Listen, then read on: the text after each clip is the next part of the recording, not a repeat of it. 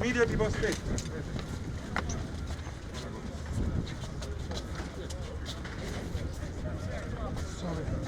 Media people stay small.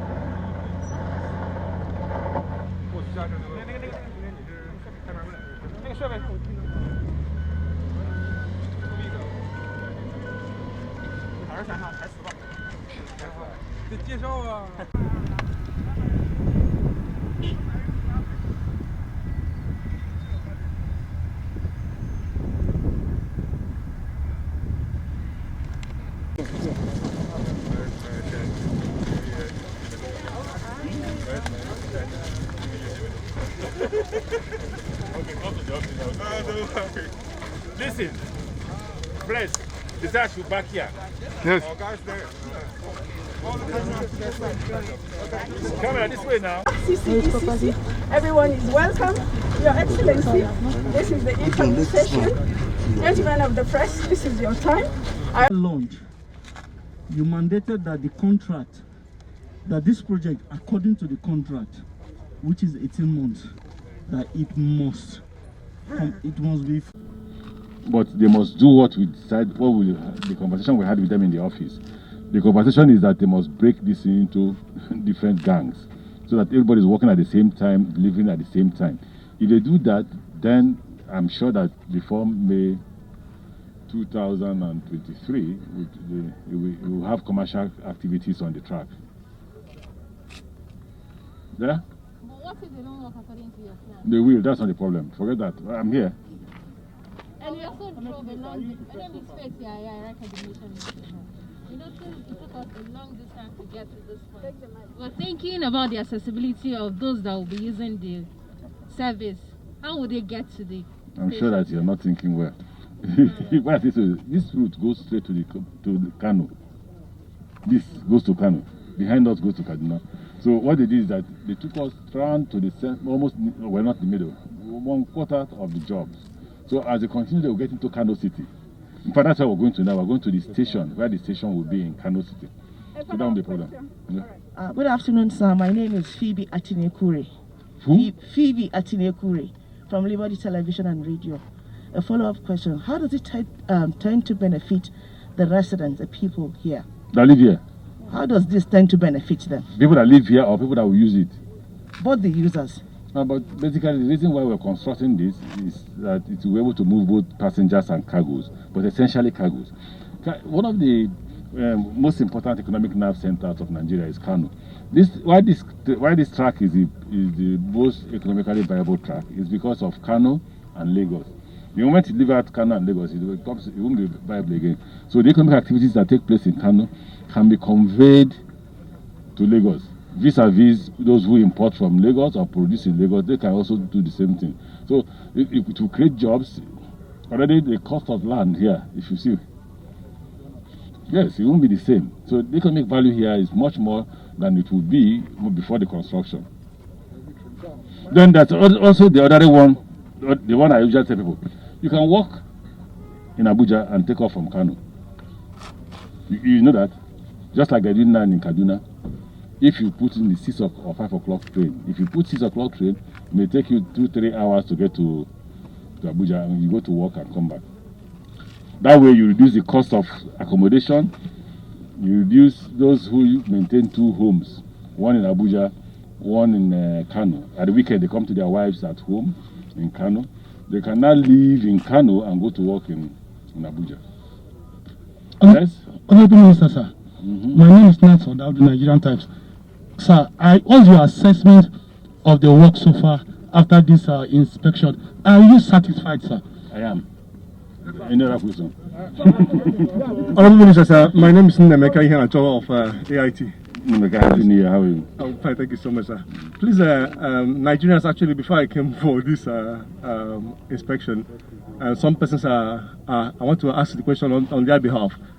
They're saying that we are investing so much on, inter-city, interstate, connectivity, as well as linking Nigeria to the outside world through rail. Are we doing anything internally that's intra-city? It's not our responsibility. That is the state responsibility. Okay. So we'll not be interested in intrastate. The only 2 states that will benefit from what may likely be an intrastate rail will be Rivers State and Lagos. The reason is this will terminate in Lagos. Lagos Calabar will start from Lagos and terminate in Calabar. So Port Harcourt Maiduguri will start from Port Harcourt and terminate in Maiduguri. How will these 2 states benefit? These 2 lines may likely pass different routes. So it may take part of the city on this way, take part of the city on the other way. The same way with Rivers State. You will see that at a point, Lagos Calabar would have to meet with Port Harcourt Maiduguri. They will run side by side, but they will come from different parts of the city. Port Harcourt Maiduguri is coming from Port Harcourt City to go towards Aba. Then Lagos Calabar will come from Mbiama, which is the boundary between Rivers State and Yenegua, and pass through the University of Port Harcourt through Obiabo. Apart from these two states, I doubt that there's another state where you have an intra-city network. All right, sir. Thank you very much. My name is Nodim. I work with Punch newspapers. So you've been emphatic about funding. Where are you looking at to assess funding concerning the fact that this is a vital project? Thank you. I like Nigeria. That's why I love to be in Nigeria. Before this time was, you're borrowing too much. Now the question is, where will you get the money? Which means you're encouraging us to go and borrow. There's a saying in my village that same mouth that talks bad is the same mouth you use to talk good. I've never denied that we're having financial challenges. And that's because of the economic downturn. So the Chinese are not funding the way they used to fund us. Now, up till now, we're here to conclude the loan on this project. So we're funding this project from the budget. That's why when he asked the question of completion, I was skeptical in answering. I was careful. I said, if we fund them, I use that word, if we fund them, that sentence, they will complete. However, we're putting pressure on all the necessary institutions that need to give us loan. Hopefully, that before, I don't know whether before May, we should be able to get enough money to complete this project. But currently, we'll fund it through the budget. We'll approach Minister of Finance again to fund us within this period, between now and May, hoping that by May we should be able to get the loan. A follow-up to that, sir. There's this statement has credited to you that you're sourcing funds from Standard Chartered. I don't know if it's also related to... Is that for you who work with us, is that a story?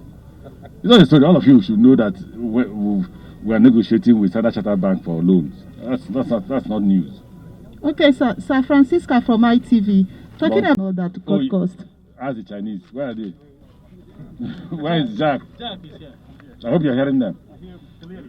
These Chinese people. but it's okay. The government is encouraging not only the use of local materials, but passing those kind of jobs to local Nigerians to be, so that we are part of the process, we are part of the benefits of this, not just the economic benefit, but also part of the financial benefits. It's not good for the Chinese to come here, we borrow 2 billion, we give them, they take the whole 2 billion and go to their home. We should also spend part of it in the country. So, Francisca, thanks for your question. I'm happy that the Chinese is also listening. Any other person? At its inception, but considering the fact that you have been part of it and you pushed the contractors to meet that standard along the Lagos-Ibadan, what is your take on what you have seen already based on what they have done so far? Apart from the tricks that CCC plays in terms of making sure they maximize profit and take away the money, in terms of quality, you can't. Even you followed me, they're not doing badly. I don't know whether I should attribute it to the inspection by team, but no matter how bad or how good team is, you must also credit CCC to the extent that they do good work. But what it means is that you shouldn't sleep, because if you sleep, you will get bad work. That's why we insist that in every meeting, team must be present. Team must be on site every day, and team has the final say, not the minister. I always transfer that power to team, that I'm not an engineer. So whatever you say is to be done, that must be done over and above. The only person you cannot overrule is the president. But after the president and the vice, you can overrule everybody else. So if you remember, at Monia, we had gone to Monia, no, not Monia, Omiadio, and they had used sawdust or whatever to cover the ground. They plastered everything. And team said, no, we warned you that cannot be used here. We told them to excavate. That was team's position. Well, Apapa too. And we told them to set in Apapa, and they had to redo it. So we credit the quality of work to them, and then also to team for not going to sleep. In the last inspection, it talked about more equipment and more manpower. Who is that? Lucy from NAN. She sacked my friend. You spoke about the Chinese bringing in more equipment and more manpower. Has this been implemented, please? Again, that has to do with funding, but they brought about 450 or 417? 472. No, well, 200 of them are in the water, the seaport. About 200 of them. What we agreed that they must bring in 2,000 equipment. Because what we suffered in Lagos Ibadan was the fact that the equipment were breaking down, they were not enough, and they couldn't place order for new one. They were not enough chef team. You can't go to the chef and say, I want to buy equipment, I give you. So for this one, buy all the equipment that you need, so that as they break down, you replace, and in 1 year plus that we gave them, they should be able to complete the job. All right, sir. Finally for me, accolades have been coming to you particularly in respect to what you're doing in the rail sector, and one thing, this may be in a way associated to what is coming up tomorrow for you. To you as a person, sir, what's the motivation? Yes, I don't want to say it. no, sir, what's the motivation? My daughter should answer. What's the motivation, and what will this mean to you? Why I'm asking this, because some of us may have the opportunity to ask you questions tomorrow. So what's the motivation? Don't say you don't have opportunity. You've had opportunity for 6 years to ask me several questions, and the motivation is just the contract, nothing more, nothing less. You see, when I'm given an assignment, it's an assignment. I'm paid for it. If I don't want to earn salary, then I don't have to work. But if I'm going to earn a salary, then I have to work. So the motivation is that you pay me my salary and you expect me to deliver to Nigerians. So that's why I split my jobs into two. One is the office work, so I go to office and I do my work. Then I come out to the field to see what that I must have contributed. So I think that's the great motivation, because I feel happy going down at Ebute Meta or coming at Kubwa, and I see people say, oh, thank God, if not for this rail, we wouldn't have been there. But most important thing is that it's the president's vision. You get the point? So the president's idea is, my friend, go and construct railway. It's my responsibility to go to the technical details. It's my responsibility to say, Mr. President, I need money. And he says, okay, where will you find the money? I said, we can find the money there through the Ministry of Finance. He will then direct Ministry of Finance to look for the money for Ministry of Transport. The moment the president discharges that responsibility, the onus lies on me and my colleagues in the Ministry of Transport to discharge our own responsibility to ensure that the contractor delivers that. And that makes me happy that I know that one day you will live in Kano and be able to come to work in Port Harcourt. Thank you very much. Congratulations, sir, on your title. Congratulations, sir.